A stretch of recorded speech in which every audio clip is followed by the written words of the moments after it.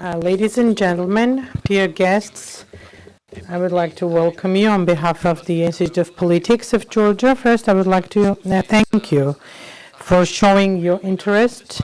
As we already mentioned in the this discussion, this is the first of the official debate, so it will be more of a discussion.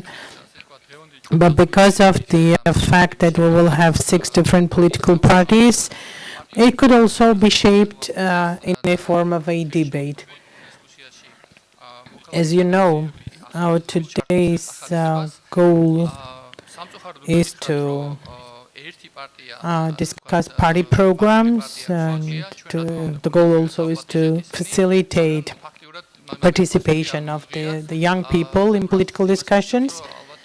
Unfortunately, I need to mention that we're missing one political party, which is the ruling party. Of course, we invited them, but they never responded, which means that most probably they think it's not necessary to speak in front of this audience, which is quite unfortunate, because whenever we talk about the European values and strengthening democracy, what the country Georgia needs is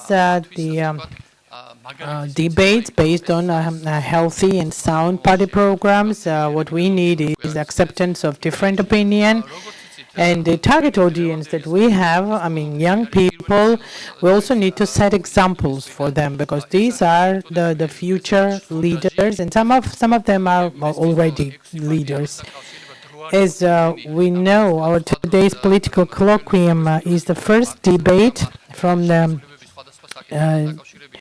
GIP, so it is like testing and probing, because when you have 6 political parties, maybe it's not enough time. Of course, in the future, we would wish to have a more detailed discussion of each party programs, their opinions, and if this works, we will make sure that in future the format will be different, where only 1 or 2 parties will be invited, and we will have more time to discuss the platforms of the parties. So today's event is going to be a structured discussion where party representatives will get 5 to 6 questions on the issue, and they will also be allowed to give you some priorities from their programs. And also, if we have enough time, and David will tell you later, the audience will also have the opportunity to ask questions, and we will also hear some answers from the party representatives. You also know that today our meeting is divided into 2 parts. The second part is going to be dedicated to presentation of the Youth Manifesto, which will be handed over to the parties, will be presented to the parties. It was prepared by 150 young persons throughout Georgia. And the purpose of the manifesto is to introduce the key challenges to the leading political parties. I mean, challenges that the young people face for involving into the political life. And there are also some of the recommendations that suggest solution to those challenges. So our goal was to link those 2 events events to one another. So the event is also supported by National Endowment for Democracy, and it is within the effort of participation of young people. We also have a partner German organization, the representatives of which are here. It is Policy 180. This is the organization that we are cooperating. So I already mentioned Geo Youth 2020, and I want to thank the German counterparts for the financial support also. That's all I wanted to say. I hope that there will be a very interesting discussion. And now I would like to ask the technical staff, because we're going to have the opening, a very short video, and then David will continue.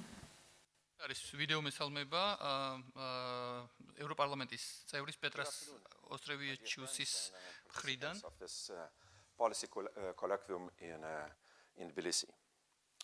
Well, I'm very glad, to make this short address to you on situation in Georgia, as well as expectations we have in the European Parliament in particular, and in EU in general.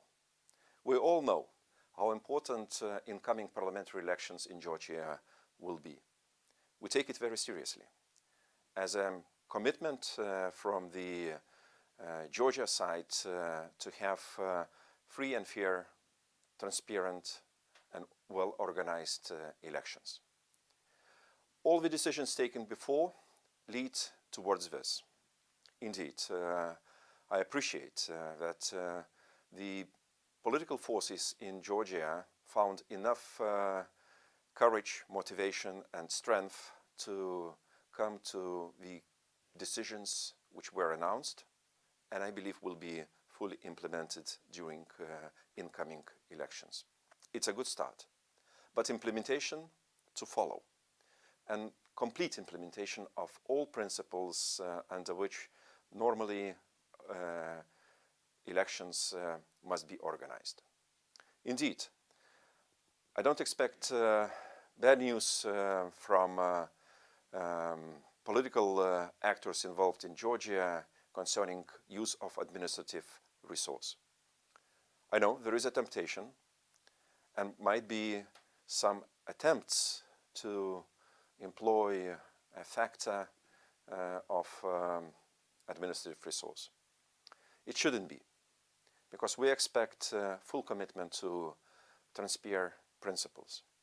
And indeed, elections, and especially after elections results will be announced, will be thoroughly analyzed by the European Union, indeed along with the OSCE and ODIHR.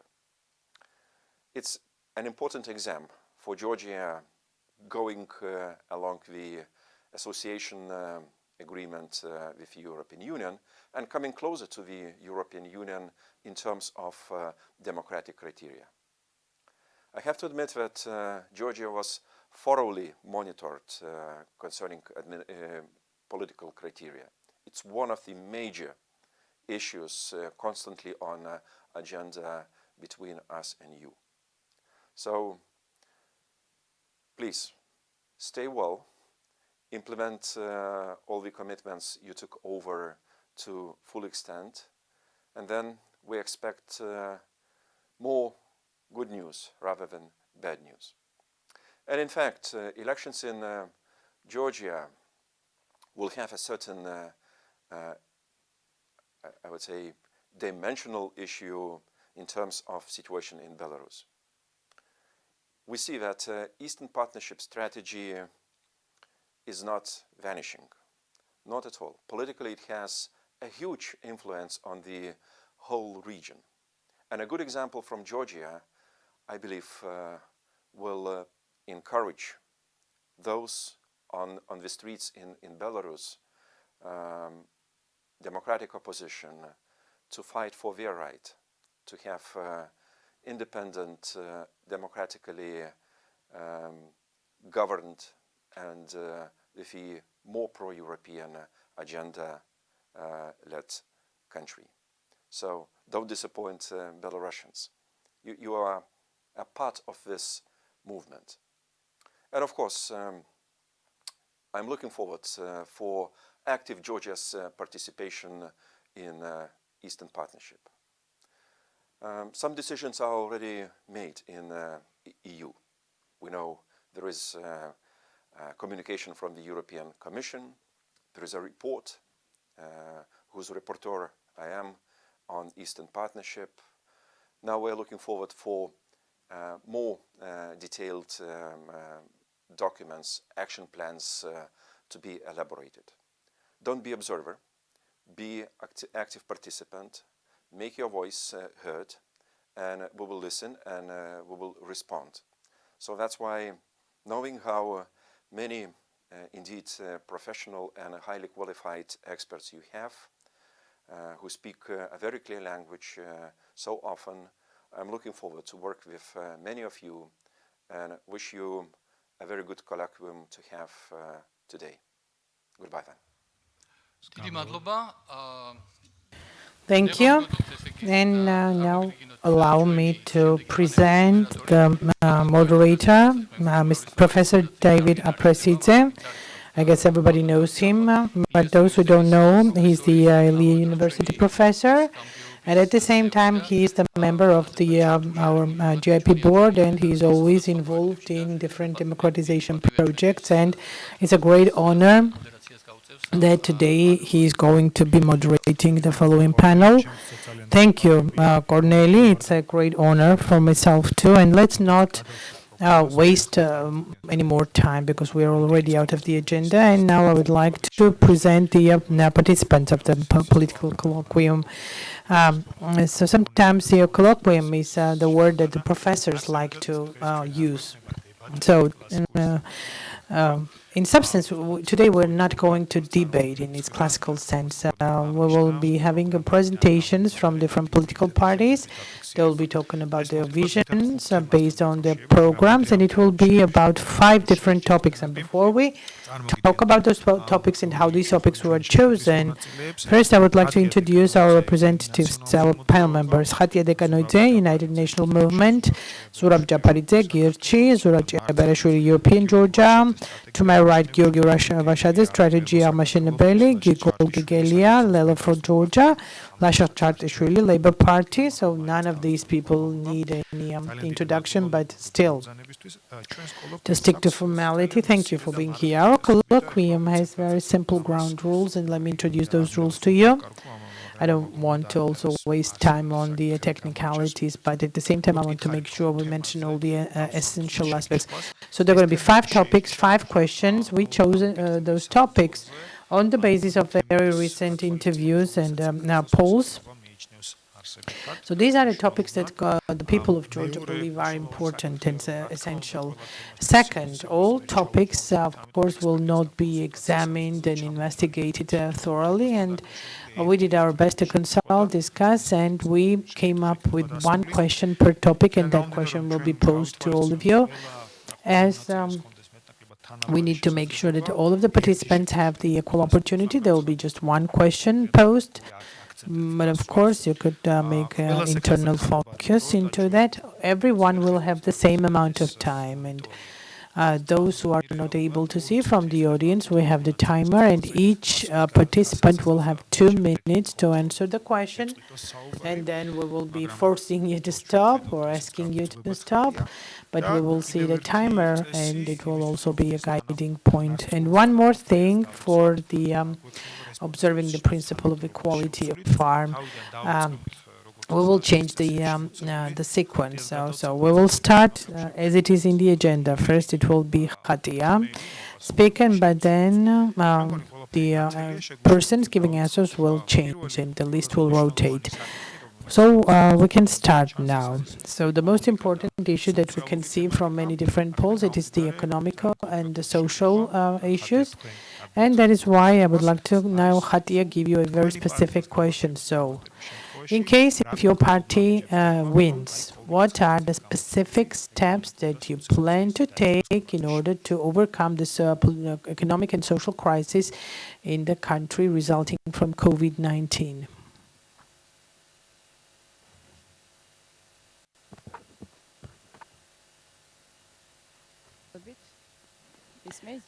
No.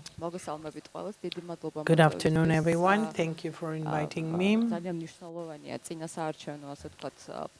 very important to have such presentation of the political parties during the pre-election period because everyone is interested in the agenda of other parties, and we all want to know what happens when this government says goodbye to the opposition, and everybody is concerned, and there are different concerns, the poverty, the social problems, and this is also driving to the issue of creating employment, creating jobs, of developing economy. And in this regard, our party has a specific, there are two bullet points that are important in this regard. So first is the reduction of taxes, tax reduction, and just leaving one type of tax collection. And we had discussion with other parties, and we plan to sign a joint document. And we already had one document signed. It was initiated by Georgian, and I want to thank Zura. It was about judiciary and the court. Second is about economic environment, and we share the same platform. It is reduction of taxes that will allow businesses, especially small businesses, develop and will create more jobs. Fighting or coping with COVID, it cannot happen with the policy that now the government has. It is wrong. Small businesses were the most affected because of the fact that there are no flights, no tourism. There is no strategy in the field of tourism. For instance, in Isani district, we have to stick to the time. There are many small hotels in Isani, and they are in a very difficult situation, and that is why our approach is reduction of taxes and just maintaining one type of tax collection that will really give a break to businesses. Thank you. Thank you. We are also fitting into this new mode of operandi. We're now probing and testing, and yeah, let's try to test it, and maybe we will, next time we will have 2 minutes and several seconds more. Zura. I cannot hear whatever is off the mic, so I'm sorry, I cannot translate. Okay, well, there will be no introduction. So if we're talking about the losses caused by the pandemic, so first thing we need to do is first we need to remove all the restrictions related to COVID. Economy is relationship between people, and we are now in a situation where all these relations are restricted, and because of pandemic, we also have all kinds of restriction with between people inside of country and outside of country. And so what we need to, if we don't believe in magic, so first thing we need to do is we need to remove all the restrictions, and it also is part of the joint agreement, and it's in our vision. During Soviet time, during Bolsheviks, there was property taken away from our ancestors. It needs to be returned back to the citizens. This is one of the biggest steps that will immediately bring about economic benefit. And we're talking about woods, forests, land plots. It is about the state enterprises, legal entities of public law. It should be handed back to people, and only then you will see the free market operating in Georgia. Second, what Akhati already mentioned, it is reduction of taxes and reduction of government costs, and our initiative will exactly be that as minimum, it should be reduced to 20% of the GDP. Instead of bureaucracy spending a lot of money and then bureaucrats deciding how to spend that money, it should be staying in the pockets of the citizens, and they will be deciding how they should spend that. And the third it relates to money. The government forces us to use the money that has no trust. I mean, as minimum, what we have to do is that the Georgian lari has to be competitive with all other currencies. So as minimum, we have to make sure that this lari is competitive. Otherwise, it will just leave the market. It's a simple economic rule. 2 minutes to answer how to heal the economy. So what we see now, the problems that we see now, so these were systemic problems, and it happened even before Corona crisis. So we faced Corona crisis with like very poor strategy, with a very weak and fragile immunity. So because of the situation, we need to make sure that we take 3 important steps in order to get out of these problems, and we have it in the program. All 3 steps were mentioned, but I just want to repeat them once again. It is a reduction of taxes, lesser regulations, and also the regulations that were introduced during Corona crisis they just echo whatever the approach that the government of Georgian Dream has when they they brutally intervene into our life. And the third is judiciary reform. So without these three fundamental things, it's impossible that we attract enough foreign investment into Georgia. And, if we want to fight poverty, create jobs, and stabilize the pricing, we need to attract investments, and we need to do those three things.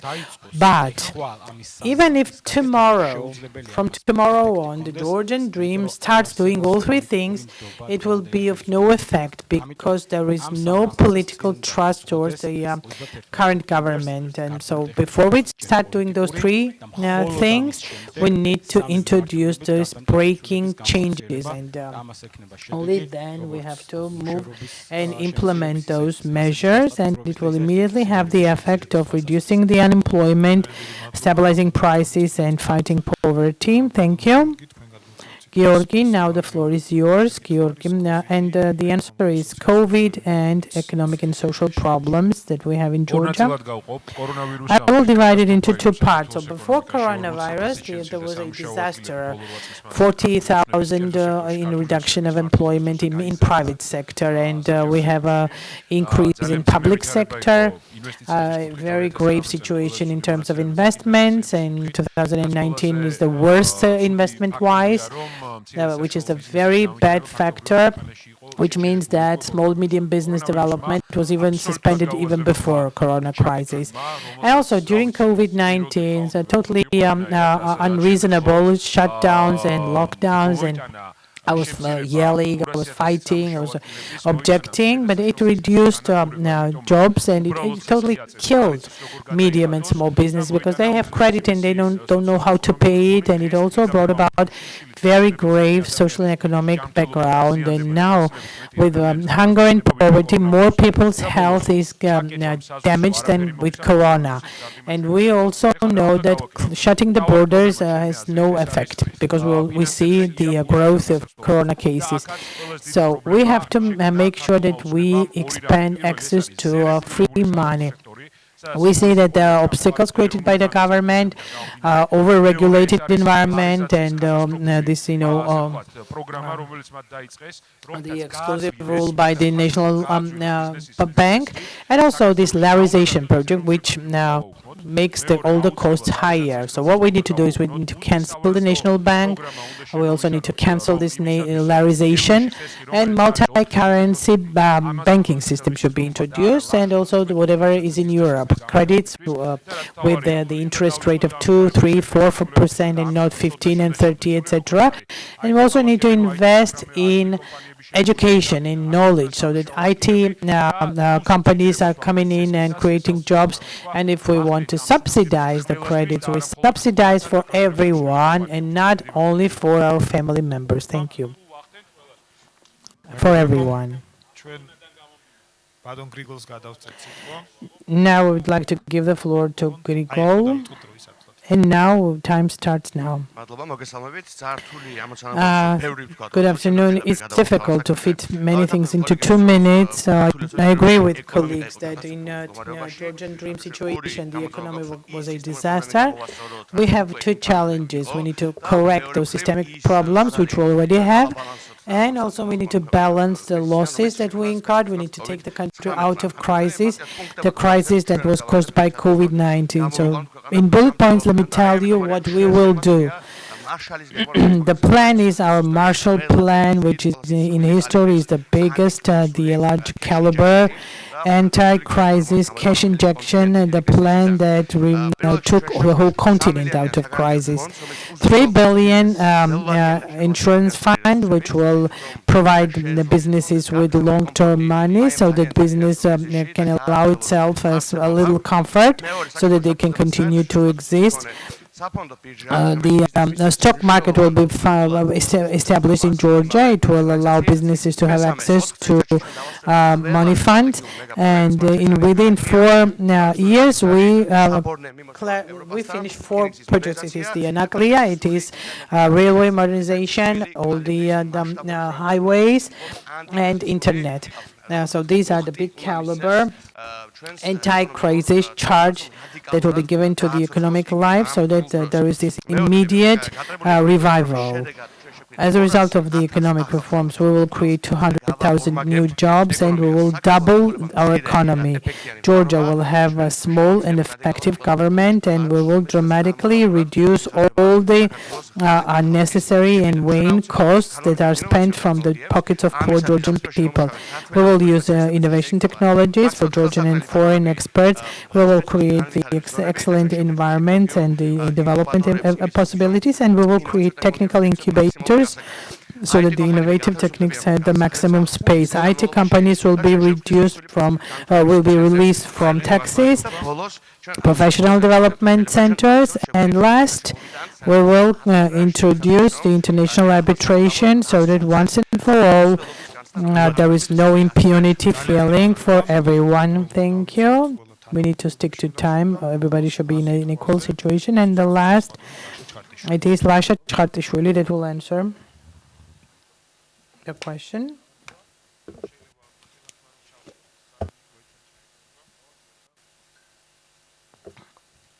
They will put the mic on now. 2 minutes is a very short time. I totally agree with some of the oppositions, but we also disagree with some of the statements that were made. When we talk about poverty and unemployment, what we want to do is we want to support small entrepreneurship and micro-entrepreneurship, and we should not be introducing benefits for everyone, because during 30 years, everything is done in the country to enlarge businesses, and this kills everything. That is why we want to have the differentiated approach. So tax release is going to apply only to micro entrepreneurs and small entrepreneurs. And there are elements, right, in the micro entrepreneurship and who is eligible. We need to have 50,000 instead of 30,000 at the threshold so that people are able to support their families. And we also need to be taking care of the demonopolization, because previous government was totally reducing and neglecting anti-monopoly service. This government is talking about it but doing nothing. And for instance, for 2 years they were checking what was the reason for the increased price of bread, and they were not able to answer that. And we also need to stop the arbitrary operation of the banks. Gambling should be restricted, differentiation between businesses and the politics. And we also want to introduce the kind of restriction. For instance, during 3 years, the big company owners need to be restricted to participate in the elections, and they should not be allowed to become parliament members, because what they do is just lobbying for the businesses. So there are many things that we can mention, but the time is up already. Agriculture, and when we talk about facilitation, of course we agree to that. So when we talk about taxation and also subsidizing and free zones, we need to identify and prioritize. So who exactly we are supporting. So for instance, we should not be releasing Bitcoin production from the from taxes. Differentiated approach. Okay, thank you. The next question. That is why we have a timer in front of us, and we need to keep an eye on that. Next question is about education, and again, a specific question. And now I would like to give the floor to Zura Japaridze. The question is, what exact steps or what policy you will develop so that the school education quality is improved in Georgia? Again, 2 minutes. So, the biggest problem is that it is centralized and unified, and it is in the state's hand. And despite of the fact that there are public schools and private schools, 95% of everything is still regulated by the state.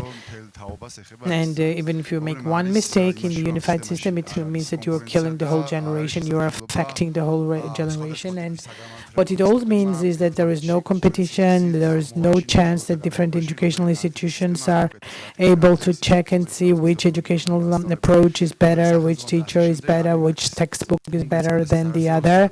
And whenever there is no competition, of course, it increases the price and reduces the quality. So this is one of the problems. And by essence, the current education program is the Soviet program. Education program systems have problems everywhere. And Wikipedia and Google and Internet substitute now those systems, because there is no need to memorize. It's obsolete.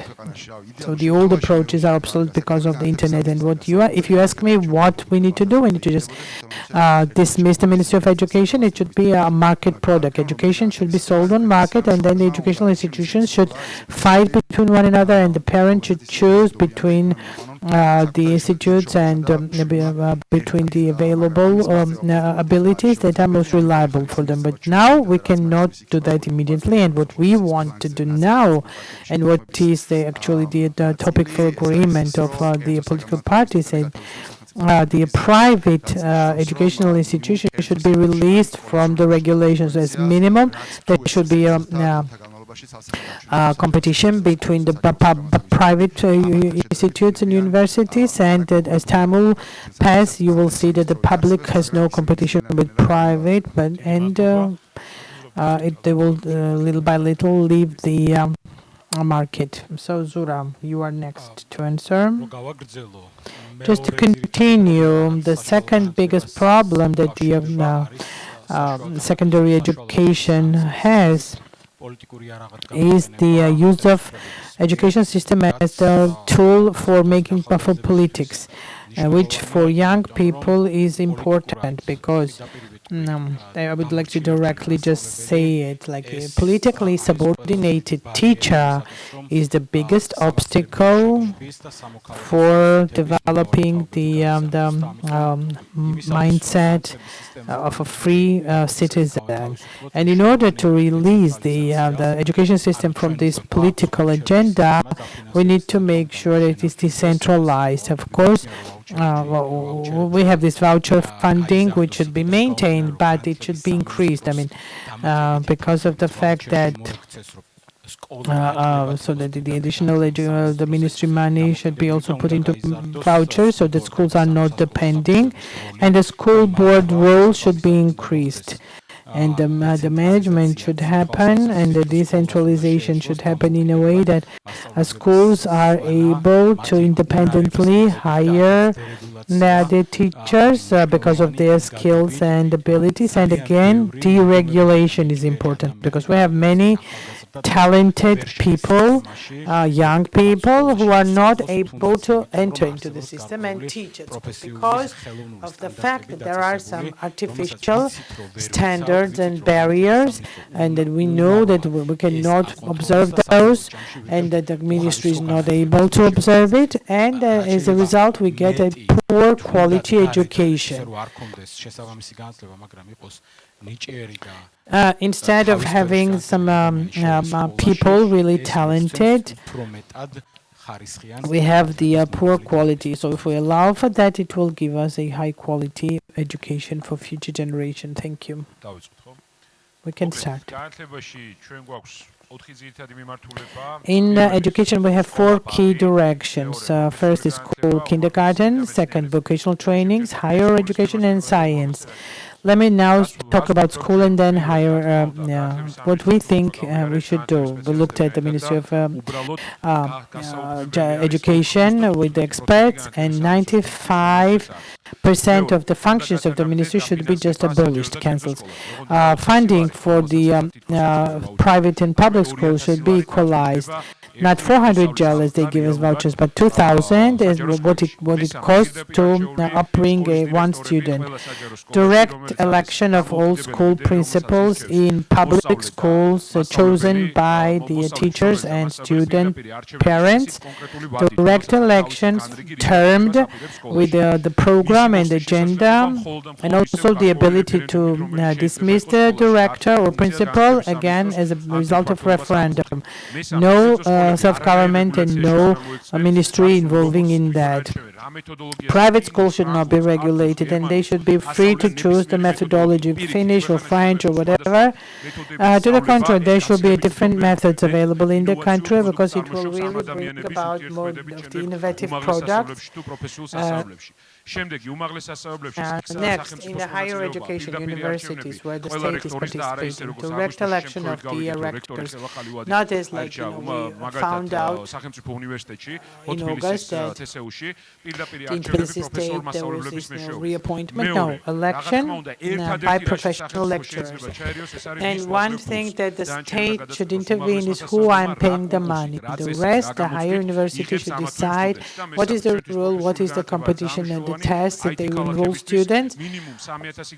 Vocational training, IT cities will start with minimum 3,000, but the state should not be creating that. We will give everything to young people. They will be learning the profession in programming, in marketing. So this is the systemic approach we are looking at.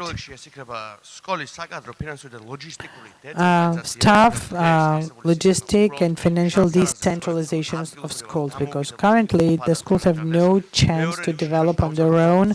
Second, a total depolitization of schools, so that for once and for good, the schools are released from political burden.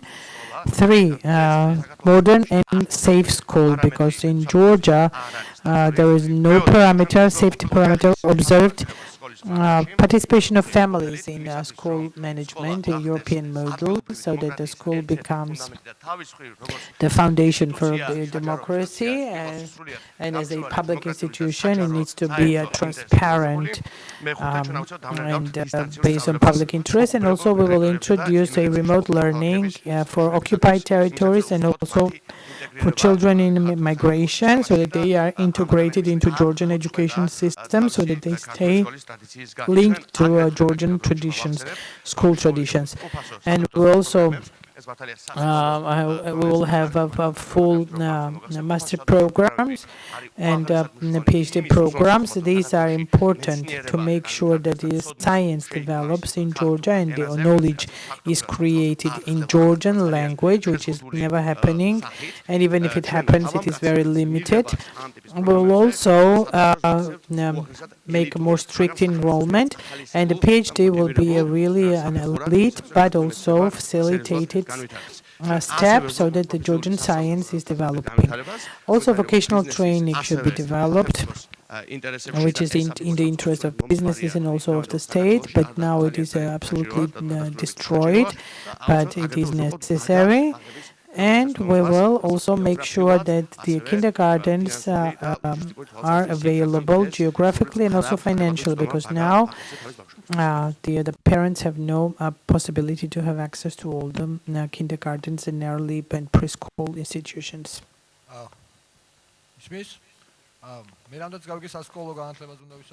So, to my understanding, I have to mention the school issue. And if I have time, I will add. So social justice is our approach, and social state is what we are working on, and education is nothing sacred, and the teacher is not a god. So first that the state should do is to take care of the all the rights of their citizens. So double funding for school education, which includes free food, which is very simple and it doesn't cost much. In a country where we have child hunger, child famine, and together with food, of course, we need to improve quality of education through increased salaries and through professional control. Of course, we cannot be doing that without this. It needs to be appreciated. I mean, profession of a teacher should be attractive and also appreciated. Education should be free of charge, but it takes a lot of planning of what are the areas that the state is funding, for instance, in terms of PhD, etc., but not only PhD. And so the first, the subjects that Georgia needs and the subjects that are in demand on the market. And because, there are also some of the subjects and disciplines that are not really developing elsewhere. And if we want to have a basis, we can create a basis in Georgia here, and Georgia can become the active. Also, vocational training, it also is a problem of planning. It's not really cost burdensome, but it's usually not planned appropriately. That's why it takes a lot of money, because there are so many different interests that collide, and it was part. Thank you. And this round will be ended with Khatia. Yes. I had to work as a Minister of Education for a couple of months, but if we just talk without any big statements, one idea that I have is deregulation of general education. I'm the party representative of a former government, but we also have people that belongs to former authorities. And two big mistakes that I see in a previous government is that they never spent enough money in the education, and the schools were not deregulated. That is why I subscribe to the idea of full deregulation. If you knew what bureaucracy is there in the Ministry of Education, Japar says that the ministry should be just abolished. I don't agree, but we can cancel and abolish many different institutes. There is a huge bureaucratic vertical. Tata knows about that. So if we have the independent school, I totally subscribe to that, and we signed, and our team signs this agreement, and immediately the competition will increase, because no one will be attacking these private schools and demanding that they buy the green carpet instead of red, etc. And one more thing, it is on our platform and everybody supports that. So now we have vouchers as funding source, and those vouchers go to school, right? And they follow the teacher, the student. So, for instance, if the voucher is given to a parent, then the parent can take the child wherever they want. So then there will be a competition between the schools, and also the public schools and private schools, and public schools are more of a Soviet type. I agree with Zura. They will be more motivated to have good teachers. And being a teacher, if you are a good biologist, Bajo keeps saying that a good biologist or good chemistry specialist cannot really be a good teacher at the same time. So without slogans and big statements, deregulation, and maximum autonomy to schools. Thank you. Let me remind you that our topics have been chosen as a result of the poll, the questionnaires. You can. Somebody wants to make a comment. Okay, many times the agreement was mentioned. So in justice, we signed the agreement, but we're speaking about economy, education, etc. The Labour Party is not signing it. Is not signing the joint. So we are not in debates. Okay. Let's move to the next topic. That's why I'm saying that these topics are arranged in priority, the way people were mentioning them. Now, foreign policy. And the question that goes first to Zuracia Berashvili is quite general, but also very specific. So how do you plan to communicate and set relations with Russia? So if there was something that I was really experiencing pain in 2006 when Georgians were evicted, and also in 2009 as the ambassador I was talking in the Committee of Ministers, and also in Geneva as the ambassador of Georgia I was talking, was exactly every time the Georgia Russia debate was held, Ukraine was silent. And I was hoping that one day our neighbors would support our fight. But now, unfortunately, there is the time that Ukraine is fighting against Russia in all formats, and Georgian ambassadors and Georgian representatives are sitting silent. This is the exact result of the wrong policy of Georgian dream, as if like talking soft to Putin will bring about any results. We can immediately see that in this situation where our foreign front is totally destroyed because of this ostrich position, we have more borderization along the occupational line. It is all wrong. Whatever the approach was proposed by Ivanishvili and Georgian Dream, it is all wrong, and we can see that on the foreign front our immunity is totally dead. Of course, we agree to the dialogue, and I am the one who signed the agreement with Russia in 2011 when they became member of the World Trade Organization, but it was done in consideration of the sovereignty and integrity of Georgia, and the participation was from the foreign parties. This is how we should be acting in order to achieve our goals. We need to be hyperactive.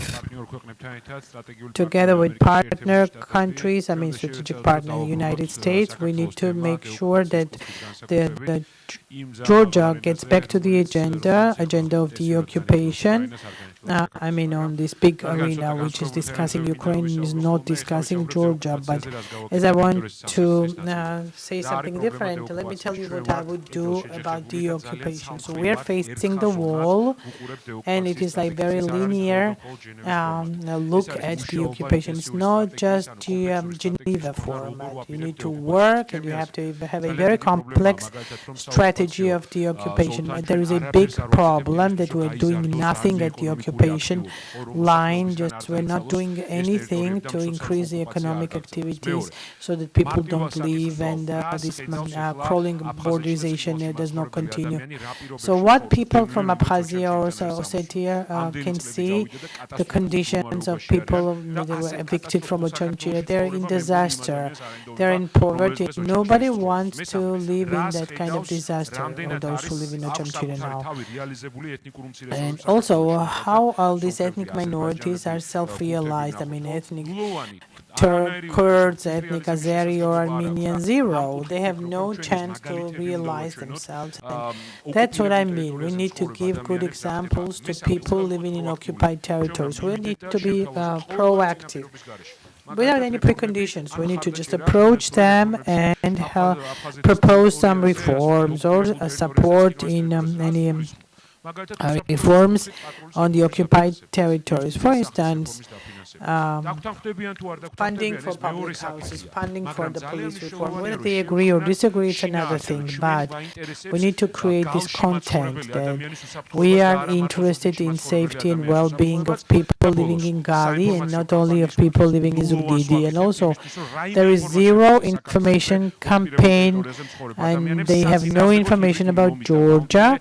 We're not fighting this hybrid war. There is a big information storm, and we've published many videos. And thank you. Let me divide the answer into two parts. First, we need to fight isolation and isolationism that Georgian Dream introduced in the course of this 8 years. Unfortunately, we don't have a representative of Georgian Dream to answer this, but the only achievement they have is shaming the country, is diminishing our importance, and pushing country towards isolation. So that is why I would say that Georgia needs to become stronger on the international environment, politically, culturally, economically, because Georgia is lost. And that is why I look at fighting with Russia is the most important, because we need to get stronger. Second, Anaklia is of central importance, because this historic project that doesn't link with just one political party, but this was mentioned in many areas as a very reasonable idea. It will improve or increase our military potential 10 times, and it will also be enhancing the region. And people from Gali kept repeating to that there should be a ship's signaling, and it should be all living and active, which you can see from Gali. So if you don't give them the possibility to develop, then what kind of the global development you're talking about? Because in DITSI, for instance, there is no water for irrigation, and that is why our goal is to enhance our people and enhance their capacity, and we need to demonstrate to Russia how strong we are. And of course, we support dialogue, but with participation of international community, and it should be different formats in London, New York, Paris, etc., so that Georgian issue should be promoted, which is not happening now, unfortunately. Before the occupation, we need to make sure we're not losing what we have. I'm not talking about borderization or crawling annexion. I also mean the occupation of brains, which actively happens. Sometimes it's successful, sometimes not very, but whatever they do, whatever they dare, done by the Patriot Alliance and etc., you cannot just totally restrict everything, but you need to take steps also in terms of education. So, for instance, a very good initiative, museum, that was also left unfinished, and even installing a museum, you can use them and you can propose them just for tourism's sake, and also it could be of an educational purposes for children, for future generation. Lobbying was our idea, actually, and whether we like it or not, we need to make sure that we have the military base of the United States in the country, because otherwise we are not able to ensure the safety, whether it works or not, we can see. And it could also be the measure of last resort. I mean, whatever we have, we need to maintain, and then we need to move forward to regain what was lost. And linked to that, there are so many different things. I mean, human rights, judiciary, etc. Border zone territories. You need to first of help empower the people so that they stay there. And also, not only the borderline, we have other regions, problem regions. You know what I mean? You need to put additional people there.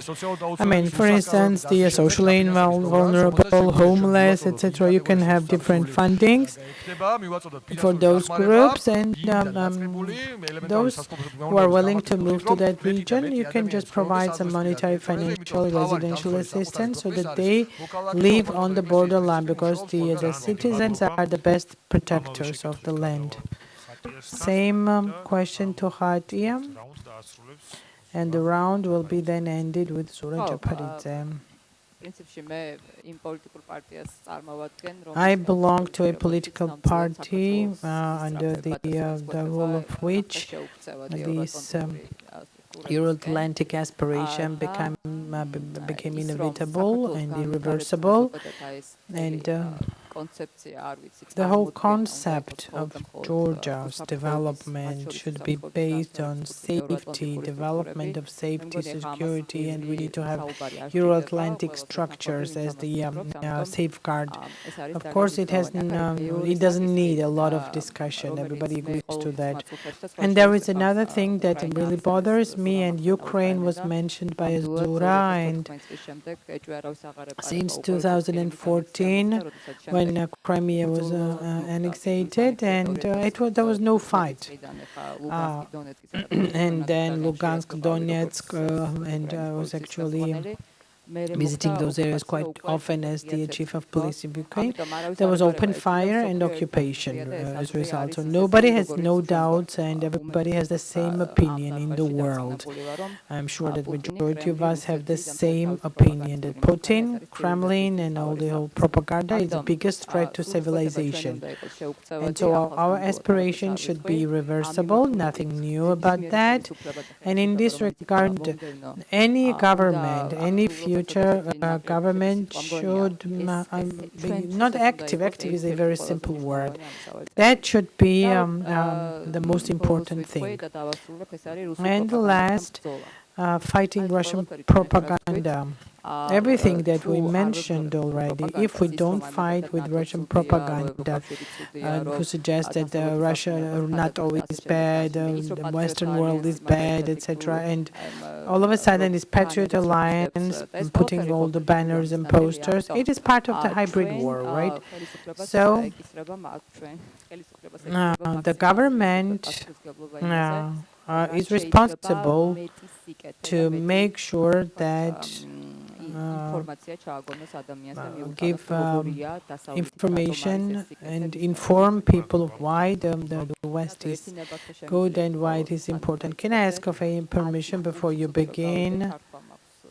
So I need to leave for 5 minutes because I have to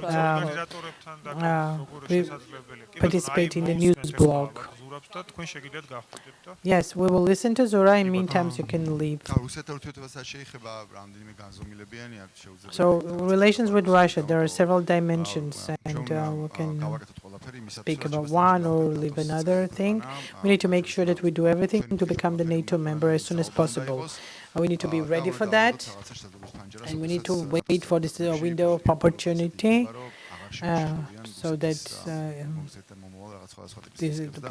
and once this political reality is created that they are no longer afraid of Russia, they will accept us. And meantime, we need to continue enhancing our defense, and we need to spend more money on that, because now what they do is just playing. Speaking about economic relations, we need to be open to Russia. I mean, capital, the money, and products and services and people should be coming from Russia. It is profitable for us. The occupation. Here, the solution is one and only. On non-occupied territories, we need to develop economy in a way that there is this dramatic contrast created. And a simple formula, I have mentioned it many times. During Soviet period, people would climb over Berlin Wall to run towards the free world. It's not because they wanted to buy butter, because they wanted freedom. We need more freedom on the other side, so that it is a foundation for the economic well-being, and there is this contrast. And the test is very simple, same as like if people start swimming over Nguri or coming over from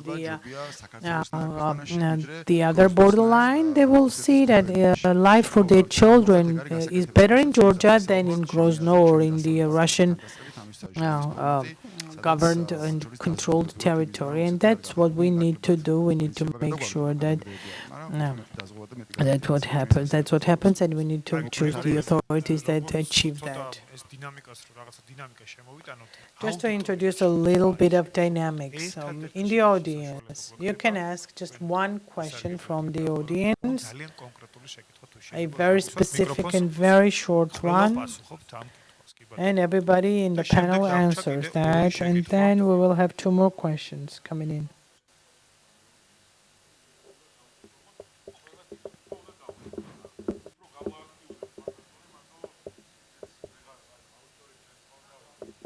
cannot hear what they are saying because there is no microphone. All right. Okay, let's take one question.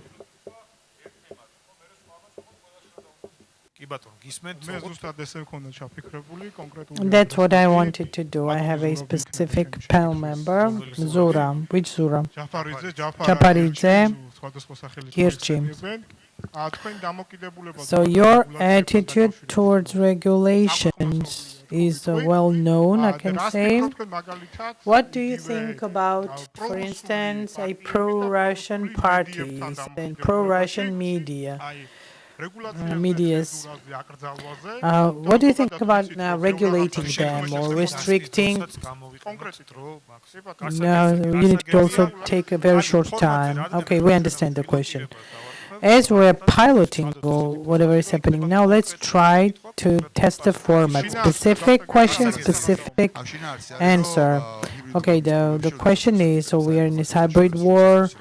Russia uses all the different means of information to disinform and confuse people.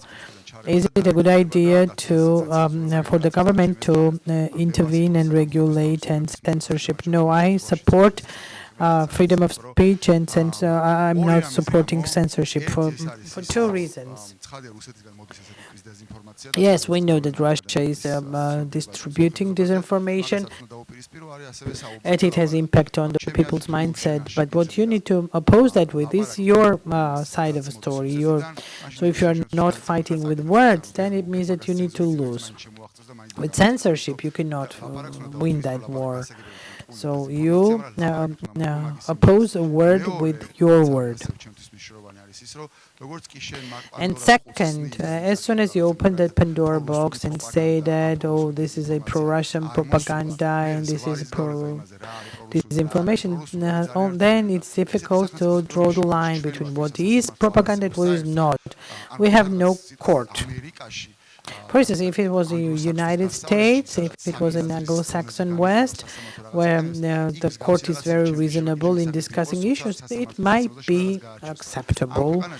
But in Georgia, opening up the Pandora box means that the authorities will have the leverage that they will be using for political purposes immediately. And then the political party can say that, oh, this NGO or this party is pro-Russian, and let's stop them. So you cannot really draw the line. So my personal opinion is that, honestly, any vision that political parties have in Georgia, which automatically creates poverty of Georgia, including everything is pro-Russian. So everything that kills the economy in Georgia is pro-Russian because it suits the interest of Russia. But it does not mean, we don't mean that we should restrict everyone, right, and everything. One more question. So those who already answered from the audience cannot be answering again. Grigol. Freedom or safety? Security. It could be more comfortable, maybe. I mean, my question. Okay, freedom and security. No, I need to choose one? Yes, and you need to explain why. Okay, okay, please give them the choice, freedom of choice to answer them. So in political theory, I'm also a scholar. This is one of the most difficult questions. And I will not be answering it in the name of the party. It is my subjective answer because I don't want to speak on behalf of the party when I address this difficult issue. So freedom is the ideal notion that deserves the huge commitment, the absolute commitment, really. So political freedom especially, and it is really difficult. It was mentioned by Zura. So even if you once compromise on freedom, you have compromised, and you can compromise for the second time and for the 100th times, and we've seen it many times in the history of Georgia and also in the history of other countries. So compromising on political freedom for myself, morally, ethically, patriotically, is absolutely unacceptable, and everything else is for instance, the exigency. So it is depending on the exigency. My idea is that the political freedom should be observed everywhere. And if the moment's exigency could demand some otherwise action for a shorter period of time, then the institutional order should play its role. And we are talking about the free judiciary, transparent procedures, and democratic control and oversight. And so through court orders and also institutional transparency of the security services, we should have both. Is there any question in the audience? Because we're losing the left wing and the right wing. Oh, there is a question at the back. I cannot hear. I cannot hear them, and I cannot translate. Who are you addressing your question to? Georgi Vashadze. So it goes to everyone, but Georgi Vashadze. We know that from 2024 there will be proportional elections, fully proportional. Do we have to have this threshold? Is it necessary? Is it not? And would you support cancelling the threshold in Constitution? Interesting question. It is good that we are moving to a proportional system because there will be more discussions, there will be more qualified people and less accidental people who usually come from the majoritarian precincts. It is important. So the threshold, we will have good 4 years ahead of us where we would be able to see the experience, I mean with the 1% threshold and also higher threshold. But I support the idea of the lower threshold so that the interests of all groups are presented. When we say that there are no majoritarian, 150 seats, this high threshold is pointless because it might just screen out some of the segments. So within the lower threshold, we need to allow all different groups of those to be present in the parliament. And I think that the proportional system will allow us to have more qualified people in the parliament. That's why we were fighting since December. And this is the idea around which the whole opposition got together. This is unique in the recent history of Georgia. And we also had a very good strategy which brought about good results. So I think I'm still inclined to say, although we will have 4 years ahead of us to see the experience, I'm not sure what happens after 2 years. We will see in the parliament, but also inclined to towards a lower threshold and more representation of all the groups so that it will allow for broader discussions in the parliament. You're very active, but we also need to allow others to ask questions. You in the suit, yes. And then you.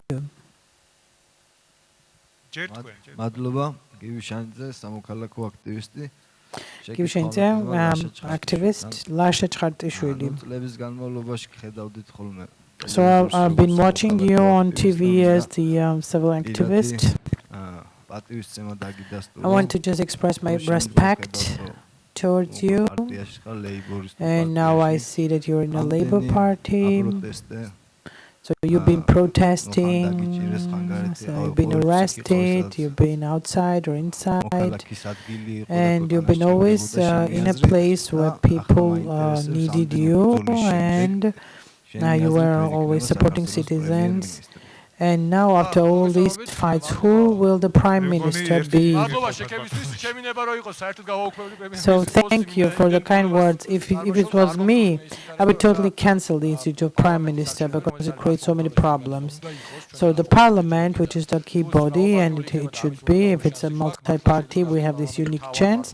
The Parliament really has the chance to become the most important. But for 30 years, the parliament was just a notarial chamber in the one party, in the hand of one party, and it was less important than the government or less important than president when we had very strong president. So this pre-election trend that we see now, that like a parliamentary elections became the prime minister elections, I don't like it very much, because I am interested in each and every parliament, candidate for the parliament. They have passed their and I'm participating in changing the regime for the third time, and it's not my hobby actually, because you are losing people, you are losing values, you're losing cultural heritage, and everything is sacrificed to this sole rule of one person. But again, it's in the hand of the voters. I don't think it's right, and it's not happening, and it's good. It's not a good idea to have the agreed prime minister candidate.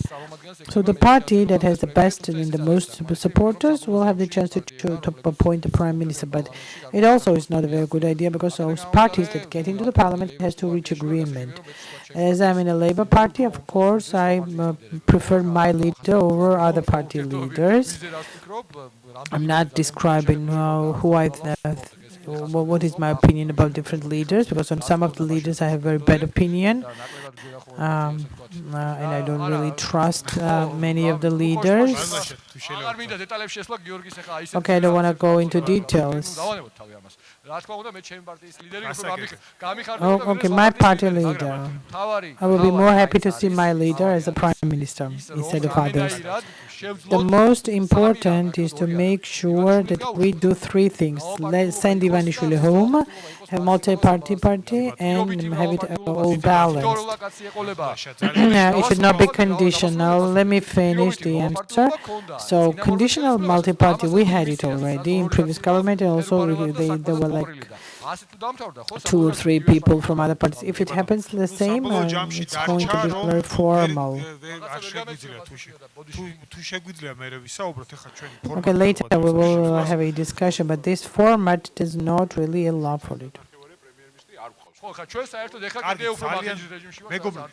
All right, friends, dear friend, let's ask a question, because we already have the person to answer, which is Zura Chiaberashvili. Question to Zura Chiaberashvili. I wanted to ask to Girchi, but on EMS we had interview and we discussed it. Maybe Zura remembers the School of Leaders, GIP, as I represent the school. So where are your young people? Where are your young participants? And what you will do for young people once you become a member of the parliament? Once you're in the parliament. Thank you. Yesterday in Tel Aviv, the civil society organization presented their visions and recommendations regarding youth. I mean, the problems the youth has, and the first thing was the unemployment. So unemployment among young people, 32%. And what we discussed, I mean, the reduction of taxes and high economic growth is the answer to what young people need.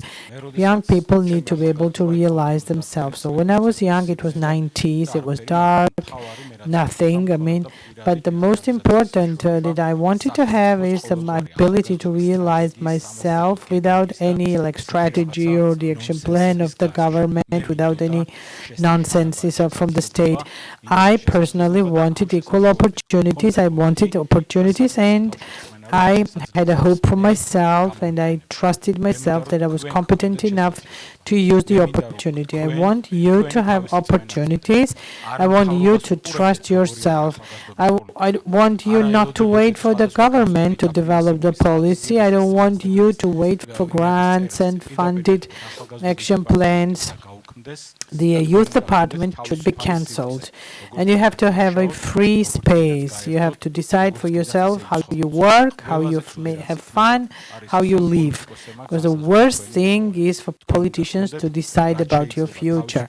You have to have a free space, as much of the free space as possible, so that you create your own future yourself, of course, in terms of equal opportunities. Thank you.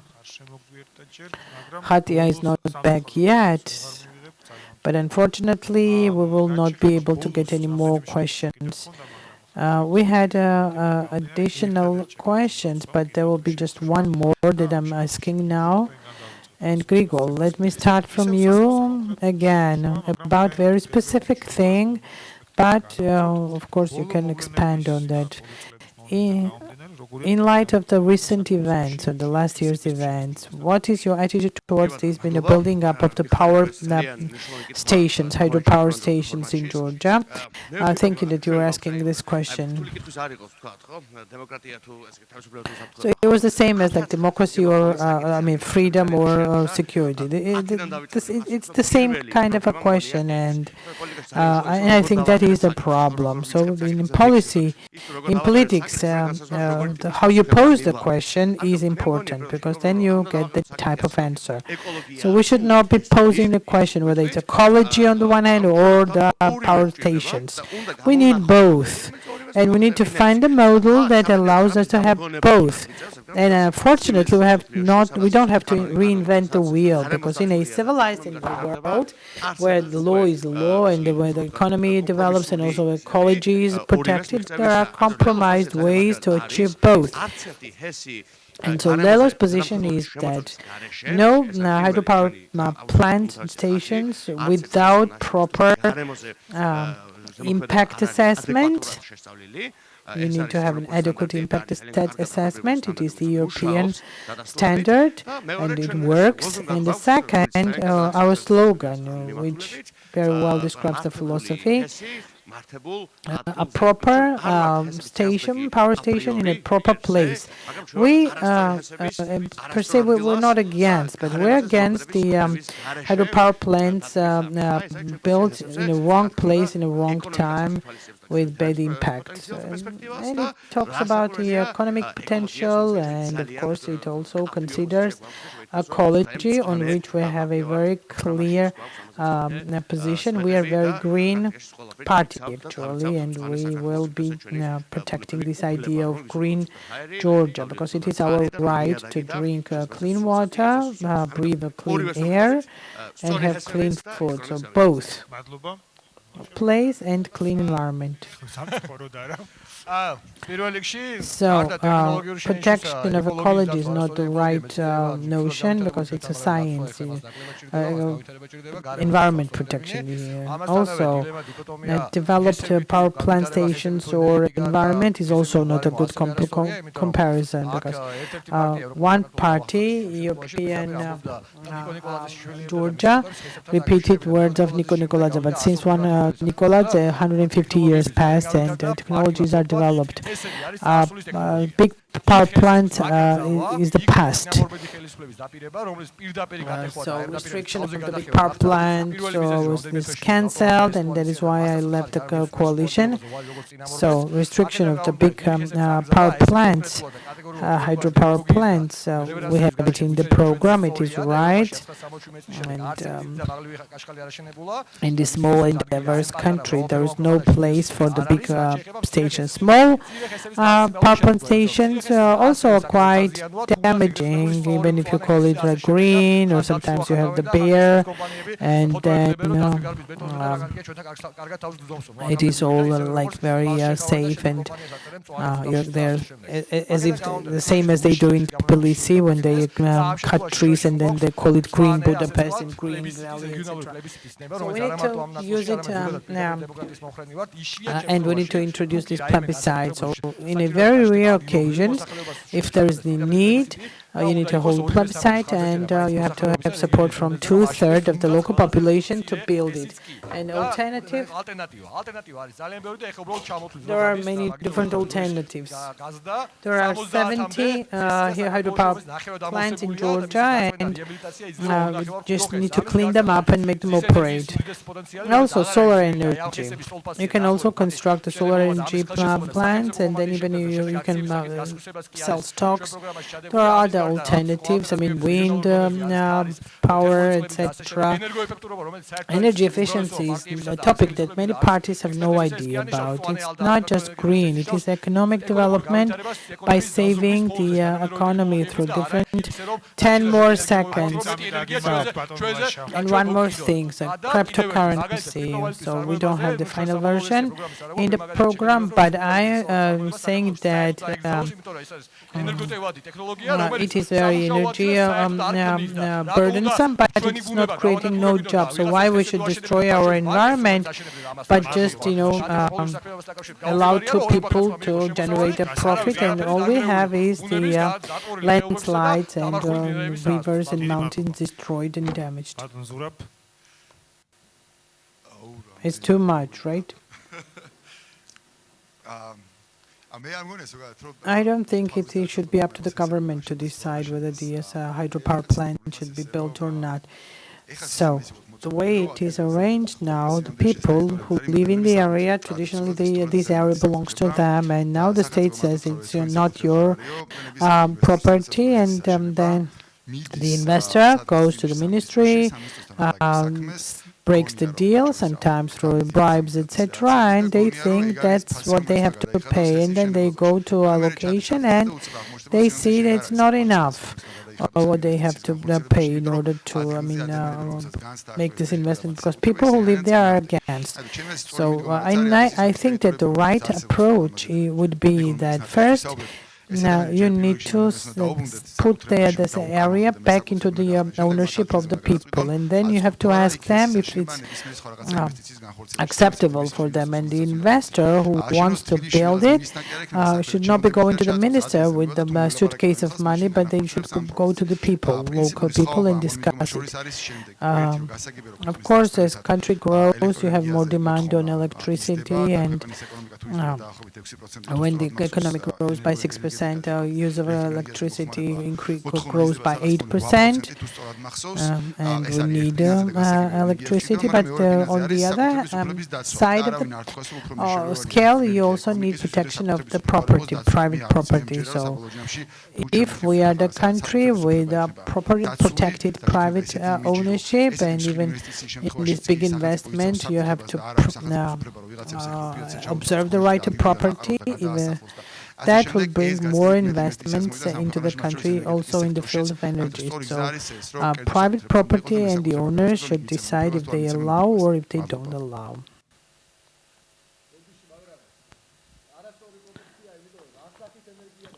There is no microphone, I'm sorry. They should be using a microphone. We are not in debates, I'm sorry. Zura? Thermal waters. All right, Zura. Dear friends, we're not debating. That's exactly what I mentioned in the beginning, that we're not in the debates. So for myself, it's very much important that this audience makes an informed choice. Two technical details. First, until 2014, we were net exporters, and since 2014, from 2007, and since 2014, we were net importers, which is immediately affected. And the price for electricity, what we pay in Georgia, it is just subsidized from the budget. You are not able to see it yourself, but and the import of electricity grows so much because the economic growth cannot catch up with, and also the production of electricity cannot catch up with the utilization, and then the subsidizing is increasing, and it is a huge financial burden on the budget. Second, if the same tempo continues in the next 4 or 5 years, and if we continue to grow the use of electricity with the same tempo and the economic growth cannot catch up, and plus if the Georgian dream remains in power for the next 4 or 5 years, remember my word, we will have to operate on schedule. There will be no 24/7 supply. And solar and other alternative sources are very important, but those who are aware of electricity, they know that this is an unstable energy. So for instance, in order to use the solar or wind power, you also have to have the same capacity of stable through hydropower plants or other sources, because otherwise the wind and the solar energy will not be able to cope.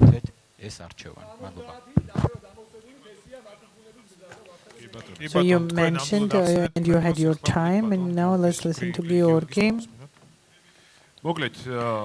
So energy sector is overregulated, and the overregulation is the reason of all the consequences that we have, and it is enclaved, it is corrupt. Now, only those companies get contracts that have some people in government. Nothing is developed. And now they want to build this Namahwani, and it will just cause flooding of the villages. It will cause eviction of people, and it's the biggest problem. It could also flood the whole Kutaisi. The solution is what? From Soviet time, we need to move to a competitive free market. And what I mean by competitive free market is the following. For instance, I have my place, right? My neighbor has its place, and there is some room for investor to come in.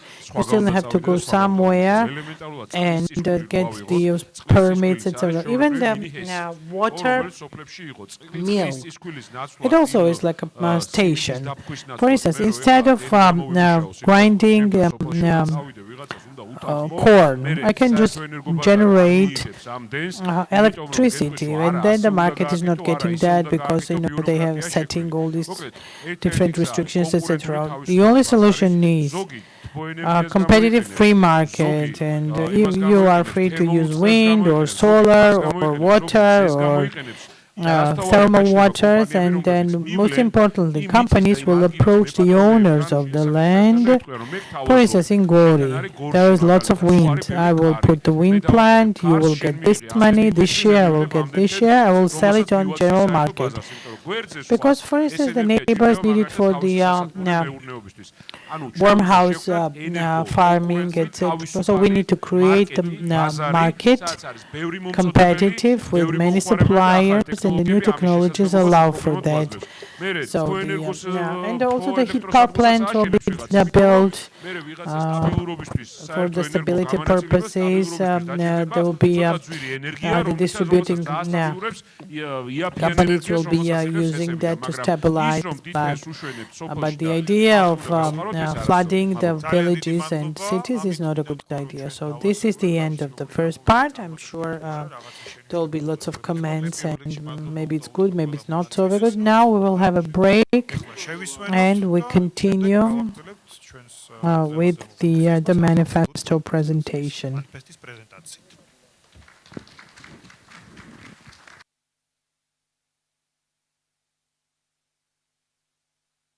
I think we can start while the rest of us are slowly returning from the coffee break. The first panel started with politicians, party leaders who spoke to a room of young people about their program points. And well, youth participation is crucial for positive changes to take root in the country. So we are very happy to have a room full of young people, full to the extent that it's possible in the current times. In the second panel, we will discuss what challenges limit youth in Georgia to be more active in social and political life, and what can be done to overcome it, even more importantly. To do so, we will present a Youth Manifesto that was prepared in the frame of the project Youth 2020, a partnership with Policy 180 and with the support of the German Foreign Office. We are happy that we had a chance to cooperate with them and work on youth engagement issues. And I would like to invite Ms. Barbara de Chachel, First Secretary of the Embassy of the Federal Republic of Germany to Georgia, to say a few welcoming remarks. Thank you. This way. Yes, it works like that, yes. So, madloba, gamadroba, that's all what I know in Georgian. So now I will continue in English, and I'm very happy and honored that the German embassy in Tbilisi can join you today. Why is it possible? Because we have Polis, and we have a huge civil society, let's say, organization in the Foreign Ministry which supports especially the countries in the Eastern Partnership. We are proud that we are able to spend money, manpower in these projects, and we see the result here. So thank you very much also for coming, because you are the ones that are responsible also for the young people in your country. And I think it's really a big success having had 10 workshops and elaborating the manifesto that you have in your hands, hopefully now. So let's see what the young people of Georgia expect from the next elections. We are very eager to see their ideas, their commands, and of course, your solutions. So let me introduce Policy to you. This is an organization which has about 500 members, as I've learned now, and they were founded in 2015. So they are not brand new on the stage, but new enough to have really enthusiasm. And I got to know them, and I have to say I'm always impressed of this kind of work where they put so much energy and personal emotions in their work that really the outcome is great. So I congratulate you, and thank you for giving me the audience, being here, and I wish us all a very pleasant rest of the day. Thank you.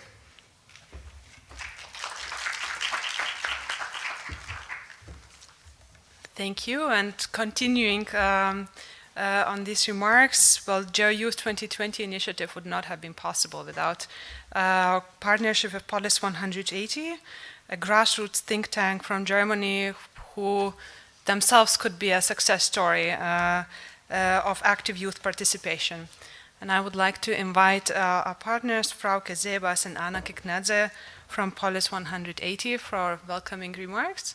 And after that, I'd like to already invite my colleague from GIP, Nino Abzianidze, to take over moderation of the panel.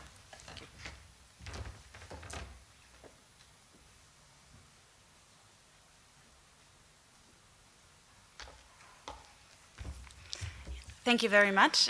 Thank you, Renata. Thank you to GIP, and especially also thank you, Mr. Chachel, for your warm words and for the continuous support of the German embassy here, and also, of course, of the Federal Foreign Office as a whole.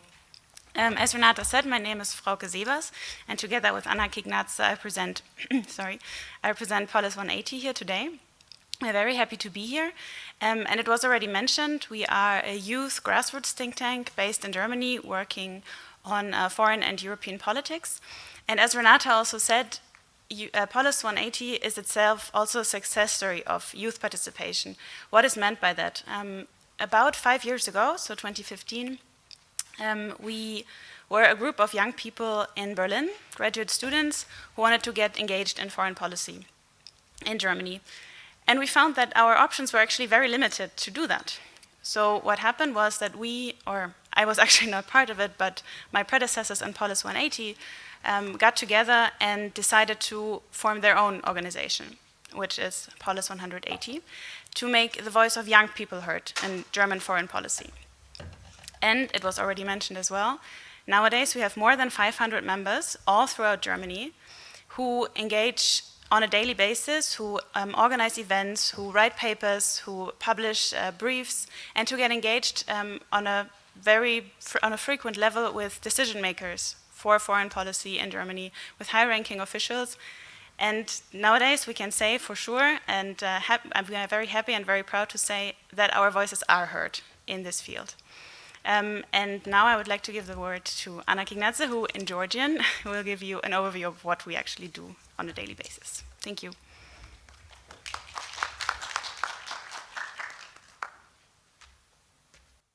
Thank you, Frauke.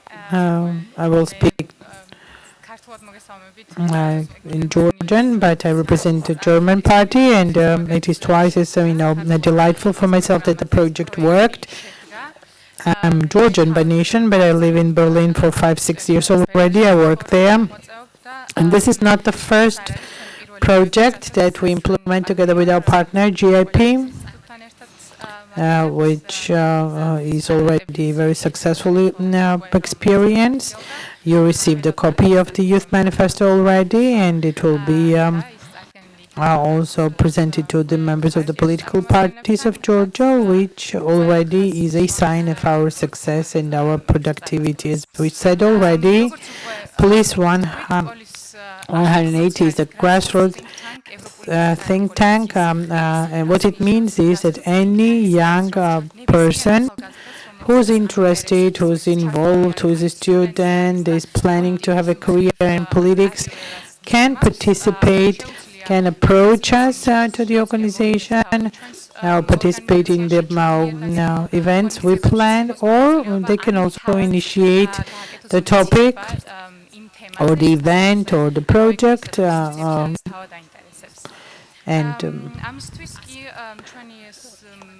And this thematic, we have very broad thematic programs, and it includes like a European foreign policy, migration, security, and in these formats we use the innovative approach and plan for different activities which later involve local organizations, which includes podcasts, blogs, articles, so-called tea time with decision makers, with politicians and party representatives.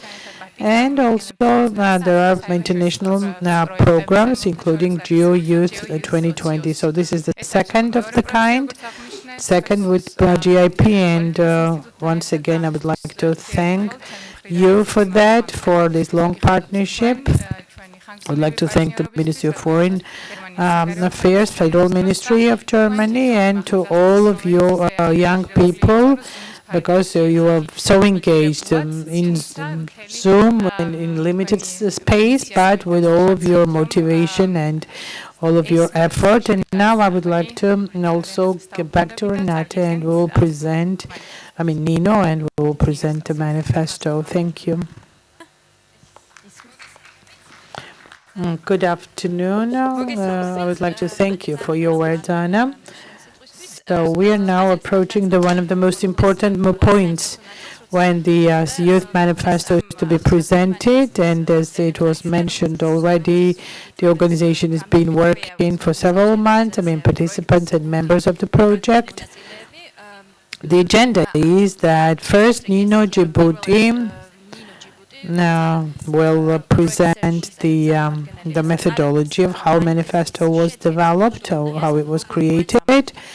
Gvanthaus also is the project team, will talk about what is mentioned in the manifesto, and then the second panel presenters will be allowed to have a 3-minute reflection, because they received a copy of the reflection ahead of time. They've read it already, and we expect very interesting discussions in this regard. Before I give the floor to Nino, I would like to tell you that those colored posters which are on the wall, they are there for purpose. The manifesto mentions 9 different challenges and the proposed solutions of young people about those 9 challenges. Technical part of it in logistics, same as previously, and this panel, the time will be very much observed. The speakers now will have 3 minutes each to have their reflection. The timer is there. I would like to thank Anna for holding the time management function very effectively. Nino, now the floor is yours, and you can speak about the methodology. Thank you. Good afternoon. The project enhancing participation of young people in political process, Youth 2020, it had several purposes. First, it was young people living in Georgia and their participation in politics. First, it was identification of challenges and finding solutions. And it is mentioned in the manifesto. We worked on the manifesto for several months together with the team. The Youth Manifesto was created for the interested people, for young people, for stakeholders, political parties, civil society representatives, public sector, and later we will be discussing that in more detail. The methodology. This project started later than it was planned because it coincided with the pandemic. It started in May. In total, 150 participants participated in the initiative. Youth selection happened online, and the same online summits were held. Youth summit, in total 10 summits in Policy and 7 other regions.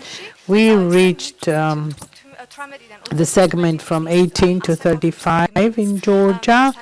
In total, 9 challenges were identified and the ways of resolving them, and it is all mentioned in the manifesto. Speaking about the regions that the young people represented, it was Tbilisi, of course, and 7 other Georgian regions, Ajara, Goria. We had joint meeting with them, also Imereti, Shidakatli, Kormukatli, Samtskhe Javakheti, Samegrelo, Zemusvaneti. So these meetings were of working format, and the young people were able to use the pre-established methodology to identify challenges that prevent them or that put obstacles for their participation in political life, and they also proposed solutions. In order to make the project more inclusive, we also had members of the ethnic minorities.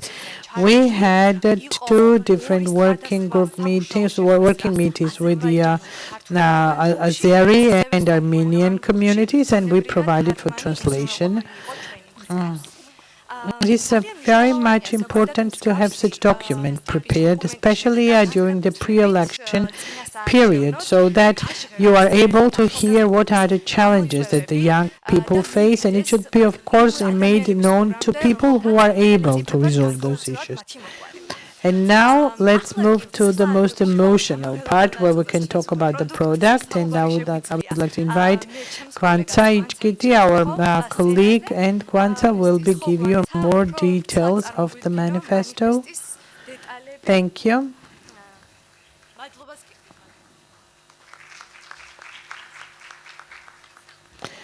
Good afternoon.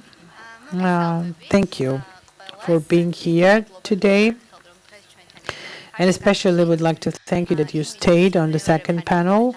The first part was quite interesting, and I hope that the Youth Manifesto presentation will also be equally interesting for you. As Nino told you already, the Youth Manifesto is a sort of a compilation of the statements that young people made about challenges that they face in order to be more actively involved in political events. So 10 regional summits were held. We discussed many different topics. Of course, regional discourses were different from one another, but we were also able to identify some common concerns and common challenges, and I will be talking about them later. So we wanted the manifesto to be brief, a simple read that aims that is created for the political parties and other stakeholders, so that they can see what the young people are concerned with in Georgia. Because of the pandemic, unfortunately, we were not able to work in an in-depth, in a comprehensive manner. We were planned for more in-depth discussions.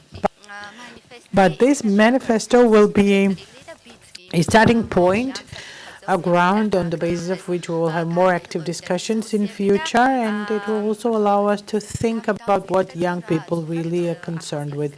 So each chapter has two parts. First, it talks about the challenge with brief description, and then there is this vision of young people about how we can fight the problem. Allow me to introduce the 9 challenges mentioned in the manifesto and the solutions.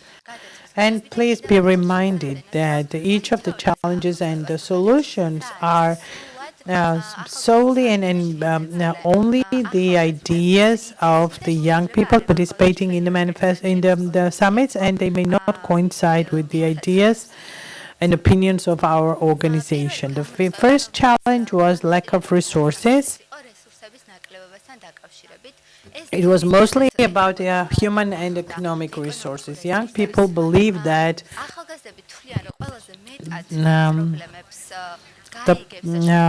the people of the same age will be able to understand their problems and be able to solve it. But in Georgia, on the decision-making positions, we have lack of young people. Another moment that they said they have no insufficient access to important information, non-paid internships, social programs that are focused to help young people. There is lack of it, and even the physical mobility is restricted, and because of that, they are quite passive. So we need to develop programs that is focused on the interest of the young people, both on national and also local levels, and informing youth, especially this concerns political bodies. It should be happening in a form which is more acceptable for young people of the age, more innovative forms. 2 types of stereotypes were identified. First, like gender stereotypes. I mean, the prevailing idea that politics is not for women. And even in case when a woman politician changes her profile, still these women are stigmatized at the end of the day, and they've been quite, condemned because it's not their job. And that is why oftentimes women are distanced from politics. Second is the ethnic minorities. And it prevents their full integration into community. In this regard, the important thing is to change the cultural and social mindset of the community, which is a very long process. And in order to facilitate that, the suggestion or solution is that the successful ethnic minority representatives should be promoted, and their example should be mainstreamed, and it will really help fight those stereotypes. Speaking about gender stereotypes, in this regard, they mentioned that we need to have a women's the programs and strategies based on the needs of the women. Education was one of the most problematic topics mentioned during those summits. All levels of education. We're talking about secondary, higher, also informal. In regards to informal education, it was also mentioned that in the region there is even less possibility for young people to get information through informal education. And as a suggestion, we have the policy learning, enhanced policy learning at schools, and also maybe in civic education, the policy topic could be integrated, so that if we start talking about that from the school level, it will give us more active young people. According to young people, they don't have enough platform, or they don't have enough space to express themselves, express their opinion. That is why they don't really trust political institutes, and they believe that the state is not able to adequately understand their interests. which causes them to be politically passive and indifferent. In this regard, young people talked about the assistance in employment of the young people, and there was also an initiative that maybe political parties can have those internship programs within the party, so that the young people will be able to learn from the insiders how the policies are made, and also the political parties and the government should somehow demonstrate that they are interested in the opinion of young people. Out of 10, 2 summits were dedicated to ethnic minorities and the problems that they're facing. It made our manifesto more diverse, of course. Stereotypes towards ethnic minorities and discriminating practices towards ethnic minorities were identified. What we mean here is that even when the political parties are choosing activists, they are ignoring ethnic minority representatives, and also the political party programs are not really tailored and not really considered for the ethnic minorities, which means that a very big group of our community is ignored. The best solution is to enhance this culture of solidarity among people.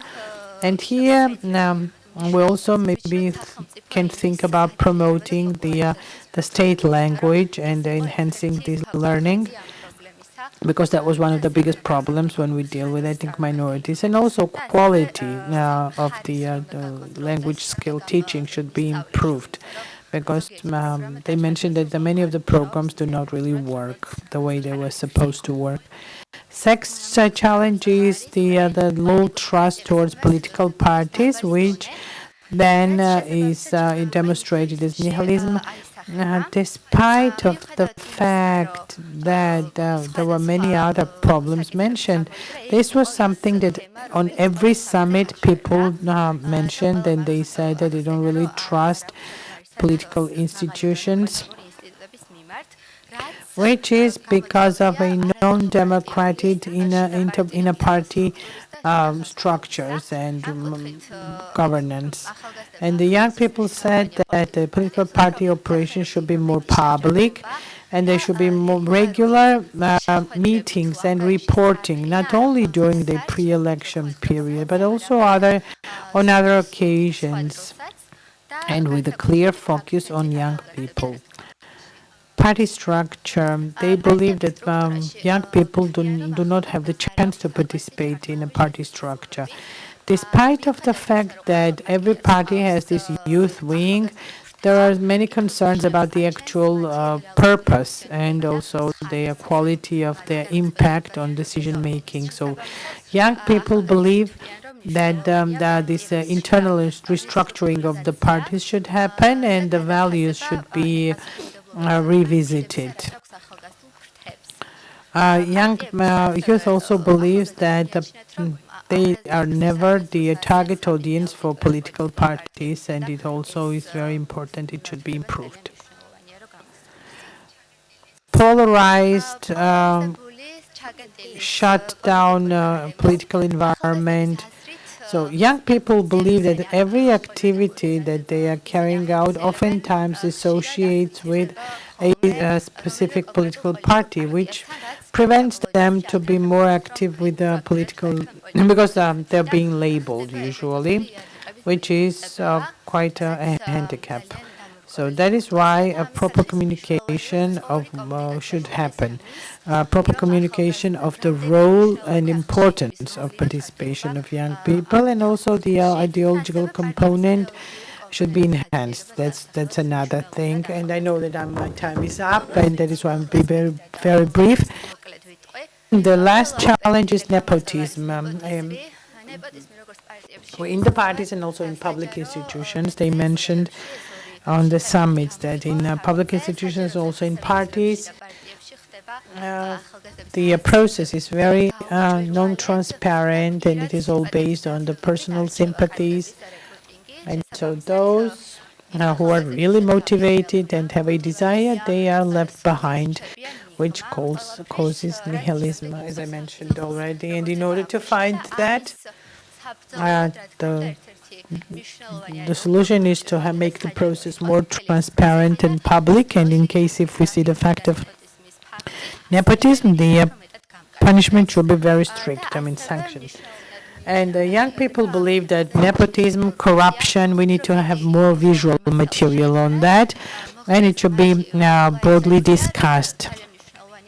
And it should also be done in languages which is understandable to ethnic minorities so that everybody has access to that information. So this was briefly about the topics and the content of our manifesto.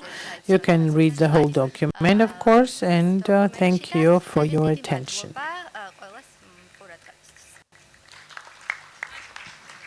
Thank you, Gvanta, for your presentation. And now we move to the panel. As we see, the party composition of the panel is the same as the first, but we now changed the speakers. But Zura Japaridze, Lasha Khatishvili remain the same. New speakers from UNM, from United Nations Movement, is Georgi Medashvili. Zura Abirashvili had to leave, although he was mentioned in the program. Gaga Tutarashvili from the European Georgia will replace him. From Strategy Mashinabeli, we have Nika Qirimeli, and from Lelo, we have Georgi Okroashvili. Thank you for being here. You will each have 3 minutes to have your own reflection, and once you're finished with reflection, the audience will also have a chance to maybe comment, or so that we also get your reflection. Part of the young people who worked on the manifesto are here. We also have participants from the Future Leaders School. So it will be very much interesting to listen to all of you. Anna, you need to be ready. We depend on you. And also, speakers, try to fit into the given time. Anna has to control the timing. You can watch the time too. Okay, let's start from you and Georgi. Maybe you can speak about your attitude.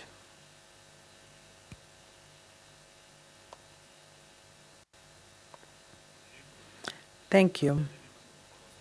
Thank you all for doing this, because in the party we also do our best to identify the problems. So, for instance, it was a known fact that a couple of years ago the young people would never go for an election and they never vote, and it was a big problem because it was like a vicious circle. Politicians never interested in young people because they knew the young people would never vote, and the young people thought they were not. They should not be active because politicians had no interest. It changed, and I'm very thankful for all the parties represented here. So in the course of last 2-3 years, young people became very active in Georgian politics, but it was not because of the party preferences. It is the civic position. And you very well listed all the challenges that young people had. So it is lack of perspective, lack of prospects. And it's not only about the career future, but it also is a mental state. And I can see it in the example of all my classmates or the university mates. And also the problem of nepotism. And there are many other problems. For instance, media. If you try and invite media and have a young person comment on behalf of the party. For instance, there was a case that I have to comment, and then when we meet in person, if it's over the phone, they're so devastated that there was like a child, you're a child, and how come I posted your comment? So it is a big challenge. Sometimes we say that we have the youth organization. Actually, we don't have it. I'm not sure whether others have it or not. We disassembled them in 2017, and it was my initiative because it turned into an organization that would just flare the flags. But when we disassembled, we found that these people actually can do a lot of good things, and and actually our program that was drafted by people below the age of 35. Of course, it all is around the ideas of the party, and it is with the participation of the older colleagues, but sometimes we create the organization, and instead of supporting and facilitating that, it is preventing. And so we need to make sure that we work on the practical solutions, so instead of just identifying the challenges and preventive factors. Thank you for taking the exact time. Zura, I read the manifesto and I was listening to the presentations, and I think that if we are talking about integrating young people into the political life and more actively, I think that your goal is not well selected, and let me explain to you why. Okay, we know it's nihilism, and there is this, peculiar attitude and the lack of trust towards political parties and politicians, and it is not only among young people, in general public, and it may have all the subjective and objective reasons, but if you are not able to realize that there is a fight between generations, then the goal will always be wrong. It's not because the young people are not interested. No. In Georgia, many actively interested in politics are with the Soviet mindset, and they also go to vote, and they are the active voters, and they create the environment. And you young people who are quite upset and nihilistic, they live in a world which is created by Soviet people, and you can change that by participating in the political process. If you are not able to realize that this is a fight of generations and you have to win that fight in order to create the world that you find it cool for living and it will be a good country for you, until you do that, you will have the same story. This is important. Second important problem that I see, the problems you identify, which is mentioned also in manifesto, it is the attempt to integrate young people into the existing political environment. You want the parties to change, the internal structures to change, to have more opportunities for young. This is wrong, and you will lose that war. You will lose it, and you will always lose until you have the goal. And that's exactly what I mean when I say the goal is wrong. Your goal is to enter into the political environment, not through all existing parties. You have to make it on your own. You have to create your own party and create your own movement.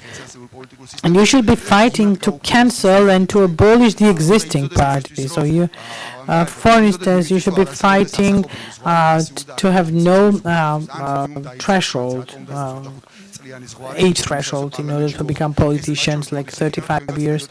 It seems like as if those who go to the parliament, they have better skills and more talented. No, you are way better than them, but they did those obstacles on purpose, not to let you in, and both active and passive, both thresholds need to be removed.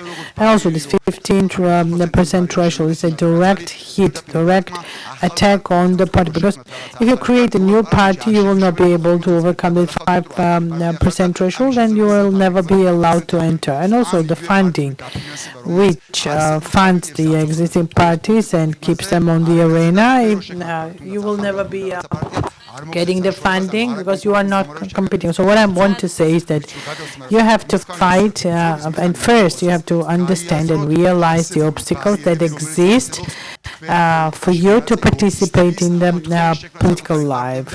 It exists to prevent you to create political parties of your own. I'm sorry, I have to stop you. Thank you.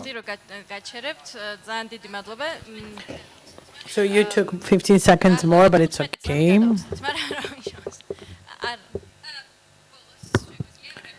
At the end, you will be able to have some reflections, because otherwise we will not have enough time. Let's move to the next speaker, European Georgia. As Ms. Nino said, I'm a substitute. I'm a replacement. I'll do my best to meet the expectations. Thank you. As Zura said, it is important that the parties try to not to let young people inside of them. You can say that about majority of the parties. And also, if you look at the wall, economic development is another problem. In political theory, there is a clear description of countries with average educated working class, where average working class replaces the political class and replaces the type of governance, and it is ensuring democratization. So we are a poor country. We are not well developed in this regard. And people don't have time to think about politics. These people, they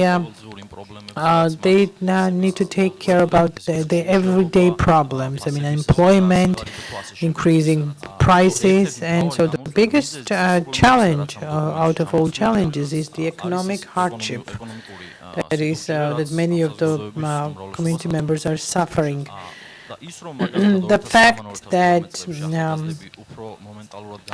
in 2013 young people are more active, or today they are trying to move toward liberalization, it is a demonstration that all of us, the young people, we believe that unless we take that step, unless we change our reality, then we will be again back to the same problems, to the same poverty, and then just time flies.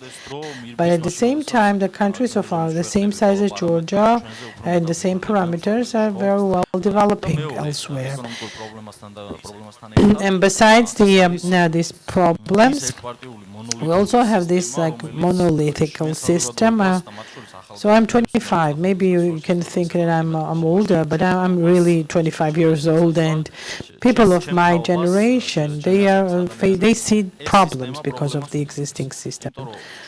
So if you observe the political process for many years, you can see that in some of the regions, those local so-called leaders, like a billionaires and millionaires, they become majoritarian candidates, they win elections, and it's the same system. If we are not millionaires or billionaires, but have all the experience and the willingness, you have no chance to win. Some of you are my friends in this room, and we were fighting together and fighting for proportional elections, and the reason is the same. Me, you, and all of the young people of Georgia have to have a possibility to fight against the old-fashioned politicians so that we are able to solve those problems. That is why this year election are groundbreaking. Really, it's a breaking point. And so, together with the Rose Revolution, this election and moving towards proportionate system is the biggest achievement of Georgia, which was achieved with the help of young people, together with politicians. Now we move to the next speaker. Strategy Armashenebeli, Nika.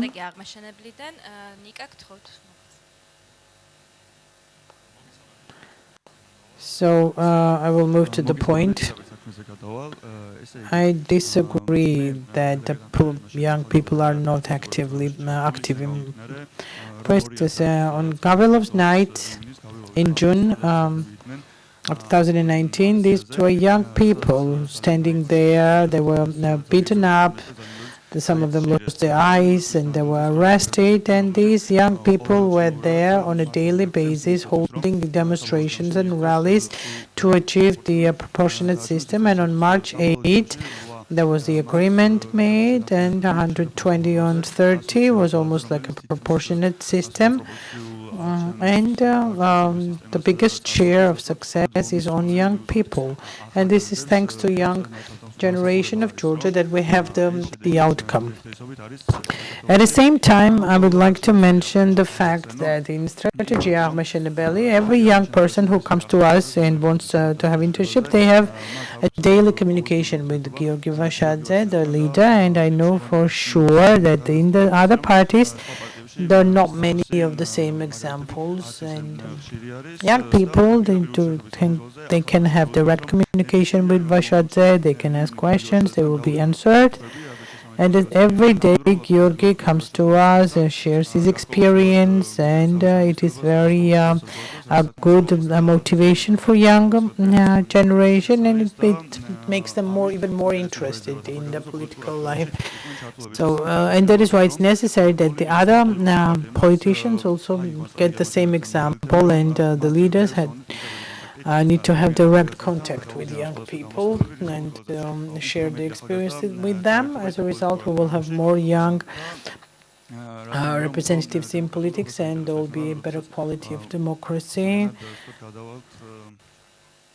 And we will be having more participants in the politics that are young. I can give you one example regarding participation of youth in politics. The biggest problem in this regard is the political situation in general. For instance, during the rule of Georgian Dream, young people can see a lot of nepotism, corruption, lack of democracy and governance, and poor politicians. Many names could be mentioned, a broad variety of like non-professionals. Then you have the idea that the politics is a dirty thing, and that is why they lose motivation to participate in different political parties. And the chances are that part of the young people is just lost for politics for good.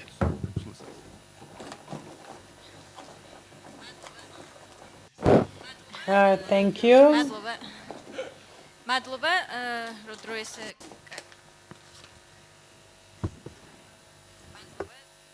Thank you. It was the first of your speeches and was very successful. Okay, let's move to the next speaker, Lelo from Georgia, Georgi Okoshvili. Thank you. First, I would like to thank you for this questionnaire for survey, and it should really become a guidance. And we should be learning from the document what the young people need to create the charge, to create the drive. And I want to mention chapters 7 and 8, and I want to mention three things. Low trust towards political parties, this is one thing, and this and 7, which suggests that there is lack of opportunity for young people. And also, the young people are usually not the target group. First, we created the transparent scoring system. We have we have the youth organization. We don't have the youth wing, or which is subordinated to this political board. We have this transparent scoring system, and all of the activities that young people are carrying out, they are just scored. And once you accumulate points, a very interesting thing happens. So we have these exchange programs with international umbrella organizations. We also have different trainings and seminars and workshops for young people. And those active young people can just decide their fate. And the more active young person is, the more political benefits they get. And it does not depend on the sympathy or the will of anyone. there is no nepotism or favoritism. So if the young person is active, and if the young person collects all the necessary points or gets all the benefits. And you said that the target groups are not young people. No, we have this Marshall Plan, as you know, and it was recently presented, and there's a very big chunk of this Marshall Plan dedicated to young generation, and it says a lot about what we can do for youth, so that the youth can realize themselves in their own country, so that they don't have to do the same. I mean, what I had to do. I mean, I was thinking about leaving and moving to some other country so that I could realize myself. We need to change that. We need to make sure that all the young people are able to realize their talent, their knowledge here. I want to echo what Zura said and agree with him. Well, first we need to shape the goal in a very clear and precise manner, so that then we are able to pursue the goal and take all the correct steps. And we want to have very active and very good young generation. Lasha?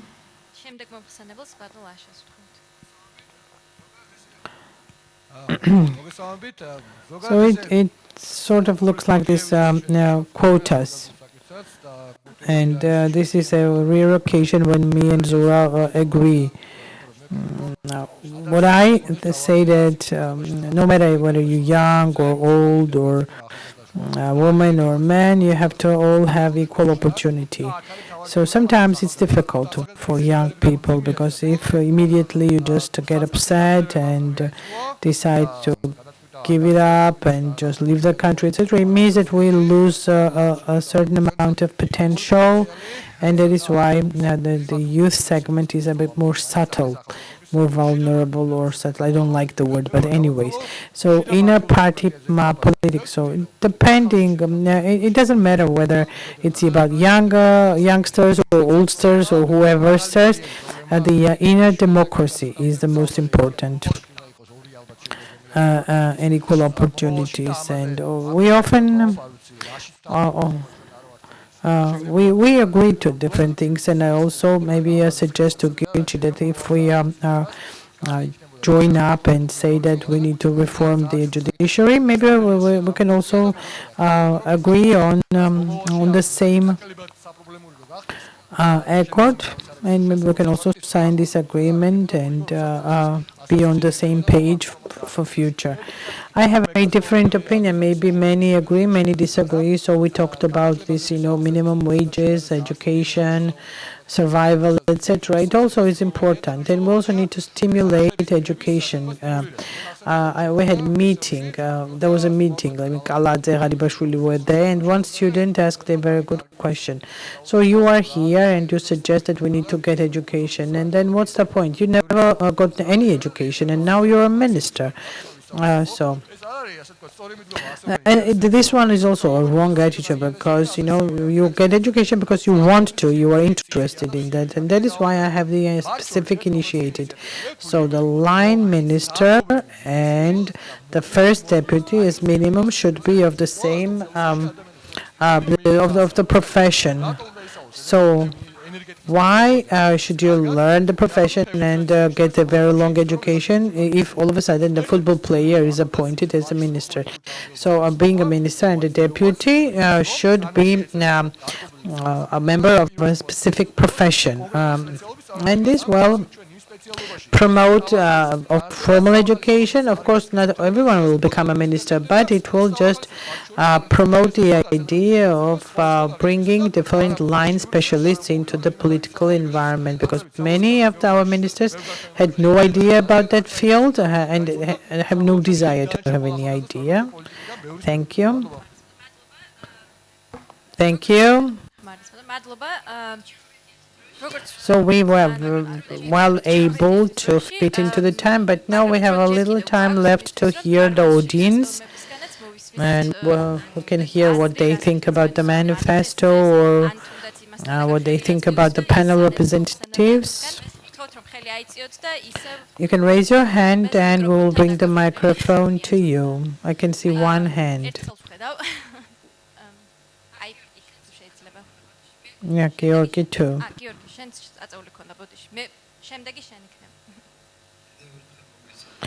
Once again, good evening, everyone. I'm very positive.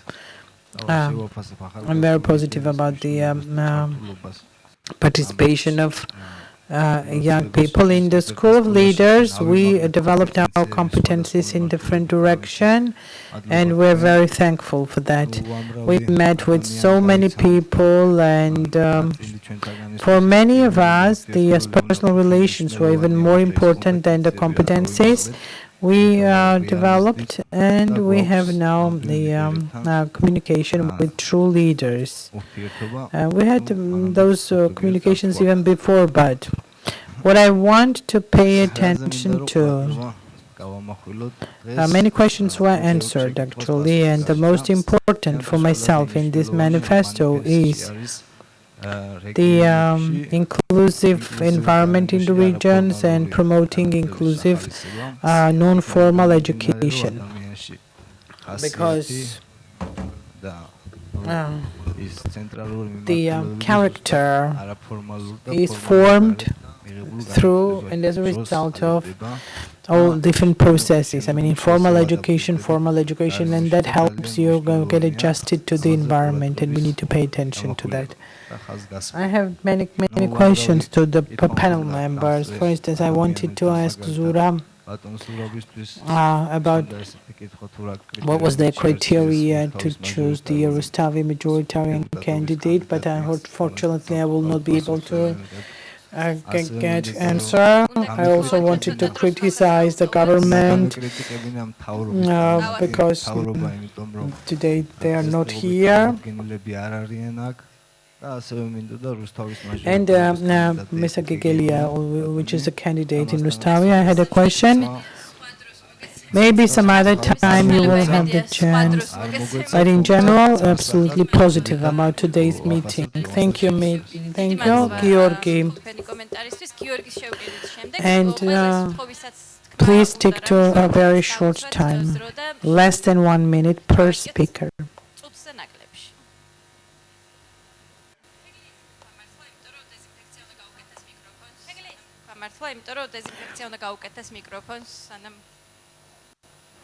I'm not able to translate if there is no mic, I'm sorry.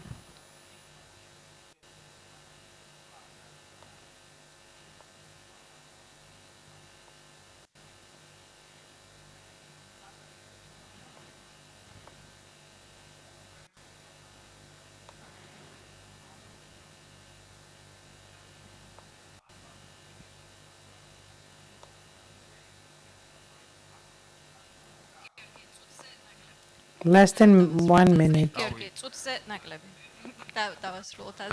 So ultimately, we couldn't do that. So I guess it's not working. So it is my command. We had the same expectation. So all of a sudden, I thought, and yes, that's how it is. David and then Robin. You can give the mic.